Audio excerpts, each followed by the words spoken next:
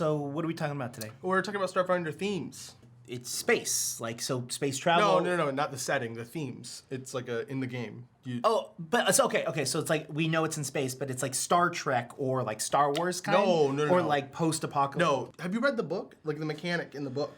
No, I just hit random generator whenever I'm playing and just have something else.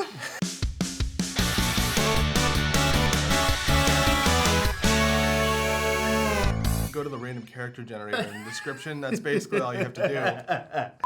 Hi everybody, welcome to GameGorgon. My name is Krug. I'm Indigo. Today we're here to talk to you about Starfinder Themes. Not what Indigo thinks themes are. The themes in the book, like the pilot and stuff like that. This is gonna be an ongoing series like we've done in the past with other games like Pathfinder and, well, I guess Starfinder. We're gonna be going over a couple of themes each episode. This episode, we're going to be going over the Ace Pilot and the Bounty Hunter. Yes, one of the most generically useful themes and one of the most hyper-specific themes in the book. I didn't choose it for those reasons, it just happened to work that way. Yep. It's alphabetical. Right. All themes have like a generic how it works. So they all get a bonus to a stat. Cool. And then they get like scenario bonuses / skill bonuses on first level, 6th level, 12th, and 18th. They're all the same across every single theme, so it's not like it's... The levels are the same, not the bonuses. Correct. That's the whole point of them being different. Those First, we're talking about the Ace Pilot. You're most comfortable at the controls of a vehicle, whether it's a starship racing through the inky void of space,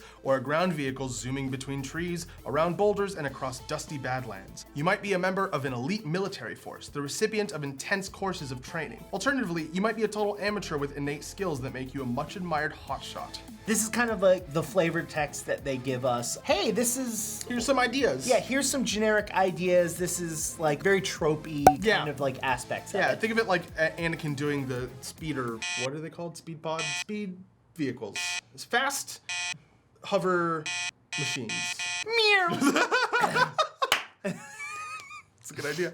You're going to be getting a stat bonus. You're going to be getting a +1 to your dexterity. Which is reasonable, makes sense. Yeah, I mean, you're an Ace Pilot. You're all about your dexterity. You're all about your reflexes. Also, at first level, you're going to be getting theme knowledge. This is going to basically allow you to roleplay better that you know about starships. Reduce the DC by 5 of any culture checks to recall information about starships or about famous pilots, stuff like that, because you're into that kind of thing. It's also going to make piloting a class skill for you, and if it's already a class skill for you, you're going to get a +1 to it, which is like, mwah. This is basically like a level 1 thing to make it reasonable that you like piloting. You're gonna see this this first level theme kind of reiterated in every single theme that you choose. It's going to be reducing the DC of culture checks and not necessarily culture checks. Yeah, you're right. Reducing this DC of checks and then giving you a +1 to the skill that makes the most sense in the context of the theme. Exactly. At 6th level, which is going to be your next theme bonus, I guess,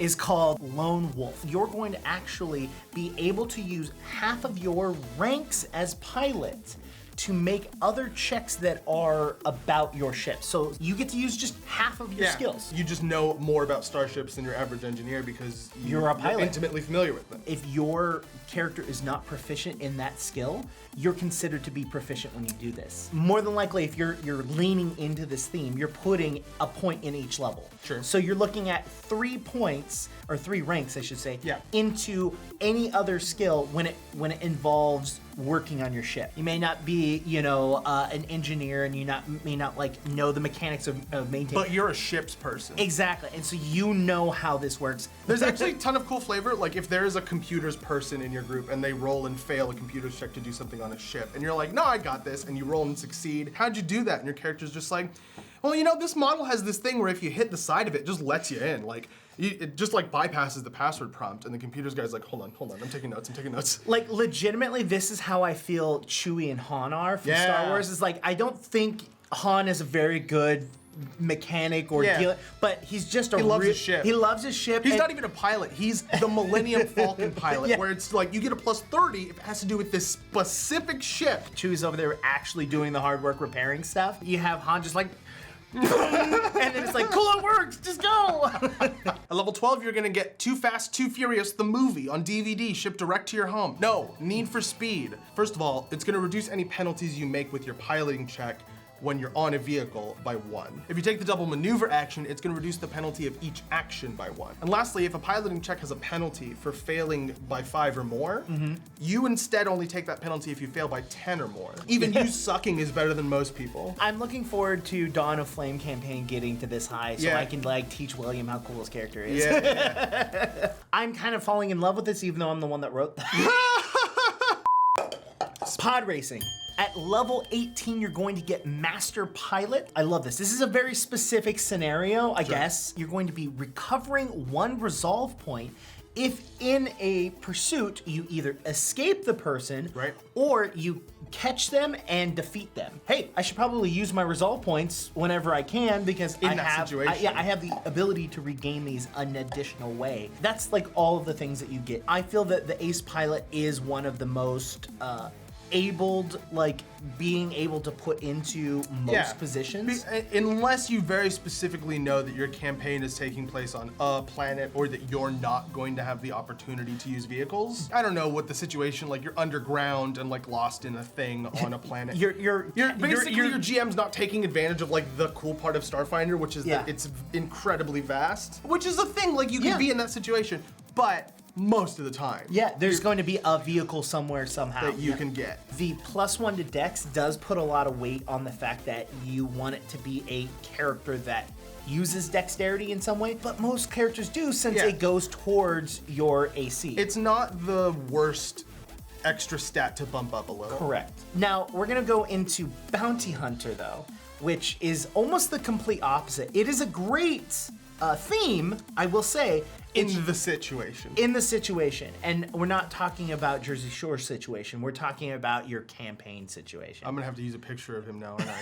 You track people down for money. I tried to make that sound as edgelord as I possibly could, and it didn't work. This is going to give you a stat bonus to your con, Right. which, again, good across the board. Yeah. There isn't really a class that's like, con, I don't want to take more damage before I die. yeah. Your first level theme knowledge is going to be reducing the culture or profession, in brackets bounty hunter, checks to recall knowledge about your mark, 1, and 2, to recall knowledge about like specific law enforcement practices / like regulation rules. Basically the things that you're probably gonna have to work around a little bit if you're playing a certain type of character, and the things that you have to stay within the lanes of if you're playing a different kind of bounty hunter. Now, this comes with a couple of caveats because your mark could be any number of kinds of thing, right? Yes. So if your mark goes by aliases, this isn't gonna help you learn other aliases. This is only gonna help you learn about the aliases for which you already have knowledge. Yes. And also, and this is kind of the drawback, piloting didn't seem to really have any drawbacks. No. And this seems to have a pretty big one.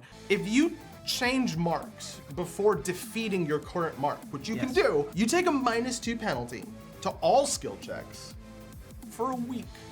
For a week. A week of in-game time, not of real life. Like, it's not like between this session and next session it's gonna be gone because we're playing in 2 weeks. No, in-game time, 1 whole week. This is such a rough like penalty. Yeah. I'm just gonna do this.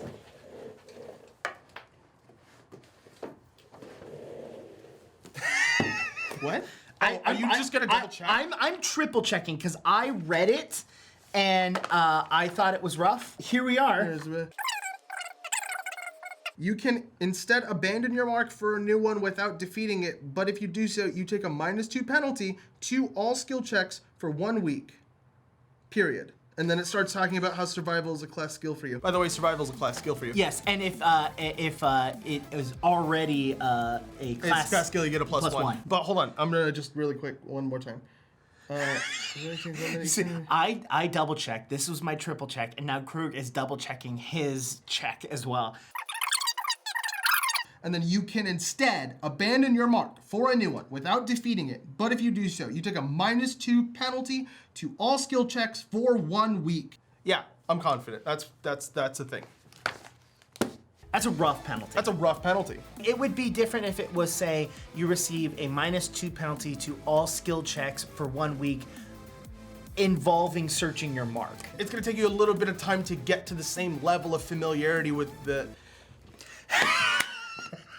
Because that makes sense. That makes too much sense to not be real. No, because it would have had to be a little more specific. That's what it meant.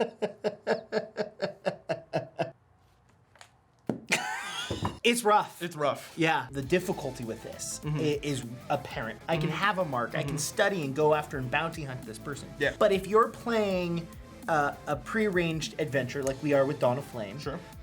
it's very difficult to have that and have it be useful while in gameplay. Right. It has to be someone that someone is putting out. Sure. And so that's the issue with it. It's like you can't just pick a Your random GM Joe. has to justify it, right? Even if that's the case, like let's say you do want to target the big bad or something to get more information about them. You have a group. What if your group wants to do something else? You're not a lone bounty hunter. You're in a group 99% of the time. That's gonna make it difficult for you to pull the group towards your mark before you change marks off to something else. If you go into it saying, this is my backstory with my character, I'm already on a mark, right? And you're going after that. Yeah. And then Which makes sense. And your group goes, hey, we figured out who the big bad is. We need to figure out where this person is. Who's the best person to figure that out?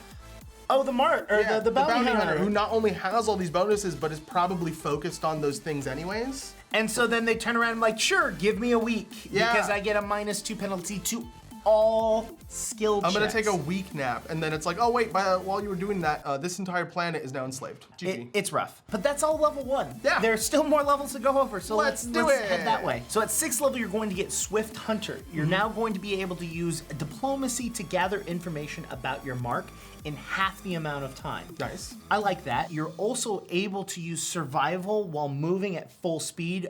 With 0 penalty. With 0 penalty. Which is, that makes sense. Yeah. This should have been level 1. Agreed. 12th level. 12th level. I because this isn't my favorite thing ever. Sure. It's all about travel. So this is going to allow you to do things like you can hustle for 2 hours instead of 1. You can move or walk for 12 hours instead of 8 without making constitution checks. Yeah, for forced march, yeah. We are pretty thoroughly on record as not liking travel mechanics in most RPG games because they are not exciting. It's the things in between the traveling that are exciting. Yeah. And unless somebody wants to like link me something where somebody does it good, I'm gonna just come out and say I still don't like it. I think it's possible to make it fun or interesting, but at the end of the day, it's just kind of like... It's also possible to skip. Yeah. If you want to see videos about us talking about travel, just type travel in our YouTube page, because we've got plenty. I'm pretty sure of it. We've got at least 2, I know. There's one about D&D where we're just complaining about an unearthed arcana for travel mechanics, and we're like, why the are we talking about this? This is also going to reduce the penalty for following tracks using survival at double speed to -10. That's a useful thing, Yeah. a useful component. The rest of it, I say minimal to 0 value. At level 18, you're going to get Master Hunter, which allows you to review the information you have on your current mark, and you just sit there for 10 minutes and review this information, and you will recover 1 resolve point. I just imagine you staring at a picture of your mark and just being like, I'm gonna get you. It doesn't count as a rest, so you're not regaining any of your stamina from Right. this. Once per day, if you find your mark and you defeat them, you regain 1 resolve point as well. So it's technically 2 methods to regain resolve points, but the second one is like rare. It's okay. I don't like it at level 20 or level 18. Sorry. I think it feels good because it's 2 resolve points, but I don't think it's good enough. Well, it could it's be like 2 resolve I think points. it's 1.3 resolve points if you look at the frequency with which you will get the second resolve point. As for what this is good for build-wise, just the con is good for anything. Yeah. But everything else, I don't think this is build dependent. I think this is campaign dependent. You have to be in the right campaign for this. yeah, you might be taking this for the plus to your con. Yeah. But that's really all you're going to be gaining at this. And at that point, there's a different stat that will give you a secondary bonus, not your primary thing. Like maybe you really wanted con, but you could also use some strength. You could also use some anything else. And then you'd get other cool things that have to do with your theme that I think are more valuable than getting this pile of uselessness and getting your primary stat increase. Yeah, I just think that this theme is so limited that it borders on useless. Yeah, the same way that a pilot would have to know that there will be vehicles available. Yes. The bounty hunters literally has to know this campaign is about bounty hunting. There's a 1% chance that there's 0 vehicles whatsoever in your campaign, and there's probably a 1% chance that the game is completely surrounded around bounty hunters. Yeah. And your GM better tell you, because all of your players are going to theme bounty hunter at that point. We're not here nor there. I don't like this. What do you mean we're not here nor there? We like the first one. We don't like the second one. We are here and we are there. Yeah, How's exactly. that? Okay.